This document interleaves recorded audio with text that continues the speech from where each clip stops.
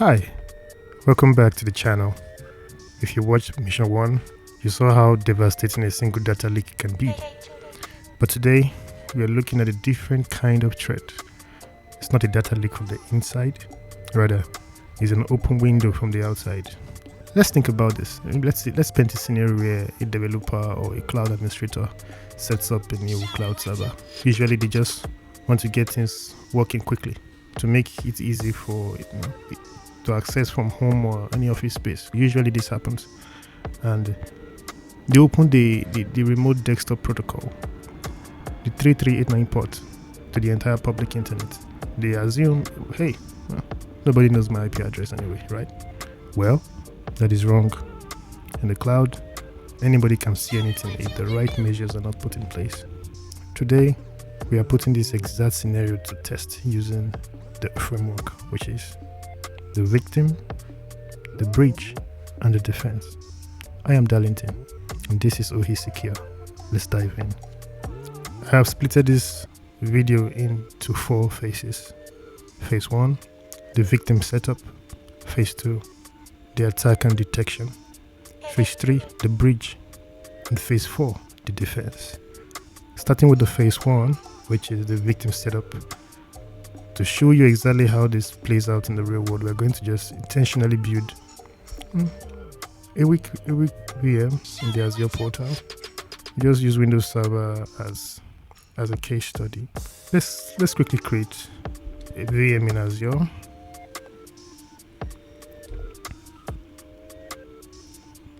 Okay, we're going to create a new resource for it and just call it RG2. Leave everything in East US. Availability to know infrastructure. So we are going to be using Windows Server 2025 Data Center Azure Edition. Then for the size, we're going to be, I think this standard B2S will work. Okay, so yeah, this is the mistake in creating this VM.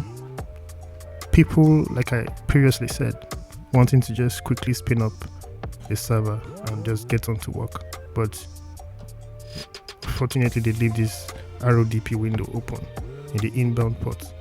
So we're going to leave it open, and let's just see where this leads us to. So create.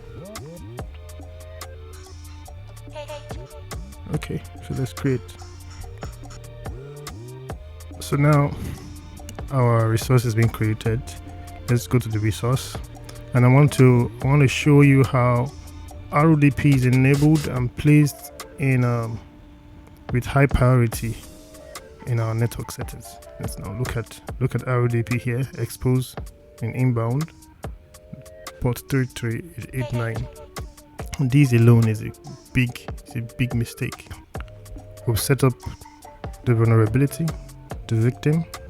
Now we move to the next phase, which is the attack. Let's talk about it. How do hackers actually find servers? Trust me, they don't guess. They use automated scanners that sweep the internet 24/7 looking for open ports. For example, tools like Nmap, Metasploit, Medusa, Hydra for brute forcing passwords, credential stuffing where hackers buy combo lists from dark web, and a whole lot more. Can go on and on other resources. Maybe in subsequent videos I will show how hackers use Metasploit, other tools like Hydra to brute force passwords and get into VMs they're not supposed to. But for the sake of this video, we are focusing on the defense, so I'll just keep it brief. But let me just show you how you can use Nmap to check for the availability of this IP address. First things first, let's copy this IP address. Then we'll go to our attacking machine. In the terminal, we're going to put this command, this nmap command, nmap -pn. Then we paste the IP address. This, we search the web if this IP address is available for penetration.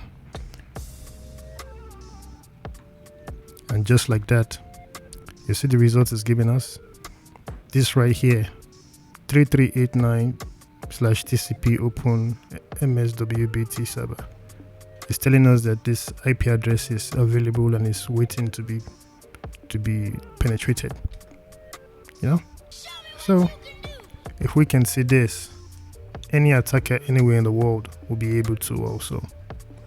And believe you me, right now they are trying to brute force their way into this VM because it's exposed through the RDP protocol. This ends the phase 2. Now on to the phase 3, which is the breach. An attacker running a professional word list will eventually hit a password match if the policy is weak. To simulate this breach without using clunky graphic user interface, we'll just use a professional terminal-based utility called the X3 RDP.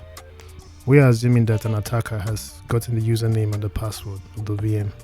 They log into the system using the terminal RDP tool, just the way they will.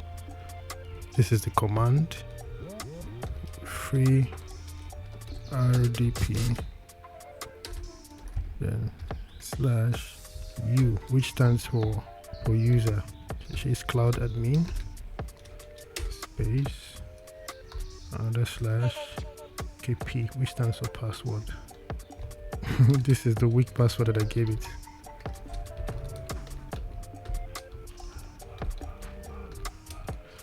Yeah, another / then v. This will stand for the IP address. We copied the IP address previously, so we'll just paste it now. Then dynamic resolution, moment of truth. Let's see if we can get it. Oh, mistake, I forgot to add an X in the beginning. Yes, you see we are in the VM already, just like that. One command, the Windows desktop pops wide open. The attacker is completely in. From this point they can deploy ransomware, do whatever that they want to do. Okay, so that's the end of the phase 3. Now to the phase 4, the defense. Particularly take this as the most important part of this entire video. We have seen the victim, detected the attack patterns, and witnessed the breach. Now let's talk about the defense. How do we take this wide open window and take it into a brick wall? There are 3 levels of security upgrades we can deploy. One is restricting the network security group, which I'll be showing you in a bit. 2 is a just-in-time access and read limitation, which is better. And last is the ultimate fix, which is the implementation of Azure Bastion. I'll be going with this step by step. Let's see how to implement the first one, which is restricting the network security group, NSG. Let's quickly go back to our Azure portal. This is the baseline fix. We go to networking settings. We're going to edit this RDP rule, change a few stuff in here. We change the source to IP address. Then for the source IP address, we're going to put our home address or our office address, wherever we want to be operating it. So if you don't know your IP address, you can let's do this quickly. You can choose to use the call command, which is call ipconfig me, and this should give you the IP address of your home system that you'll be using to access the VM. I will not be doing it right away, but I just want to show you that this is a temporal fix you can give to it. If we want to step things up, we can enable just-in-time access via the Microsoft Defender for Cloud. The port stays entirely closed to everyone until you log into Azure, verify your identity, and request an access window. Usually limited to like 3 hours. Yeah. Alternatively, if you must expose a login portal, you should protect the OS locally. That will be done inside the VM. Let me quickly launch the VM. We're going to be using the security policy console. Let me quickly log into the VM. But firstly, I think let me copy these copy the IP address once more. Overview. We'll copy. we're going to run the secpool command, the secpool.msc. What this is basically doing is we're wanting to implement a policy where after some certain numbers of login attempts, the account locks down whoever trying to access it for an amount of time. So let's go to account policy, account lockout policy. Then we say account lockout threshold. Right now it's set to 10, so we can just make it like, let's say 4 or 5. So let's give 5. Apply and then okay. So if an automated bot tries to guess passwords now, the account locks down after the 5th try, making a million-word dictionary list completely useless. That is the second fix. Now to the third level fix, which is the ultimate fix, the fix that is professionally recommended anywhere, anytime, is the use of Azure Bastion. First, we remove the public exposure completely, which is the IP address. Let's go to Azure network settings. We click on the public IP address and we deassociate this IP address from the VM. Say OK.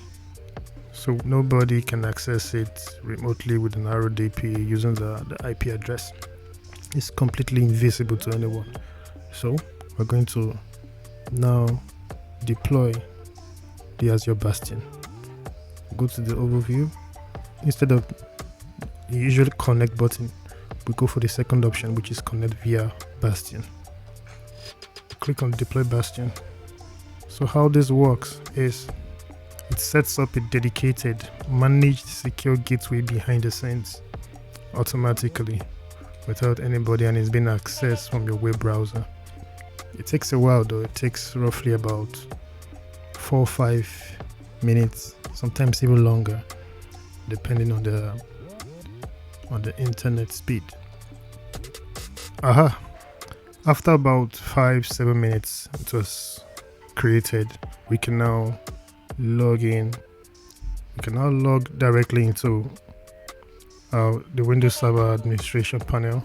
So we're securely inside a standard web browser over an encrypted port 443 connection. No exposed ports, no background scanning, and no brute forcing.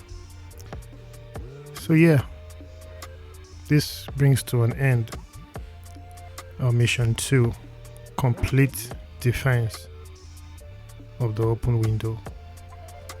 Just to wrap up, having a strong password is a great baseline defense, but keeping management ports completely hidden from the internet is the only way to be 100% safe. In the cloud environment, you should never assign a raw public IP address to a management server. If you can look out and see a login screen from the open public internet, a hacker can also. By shifting to Azure Bastion, we have effectively replaced an open window with a reinforced brick wall. So that's about it. Stay secure, implement your bastions. See you on the next.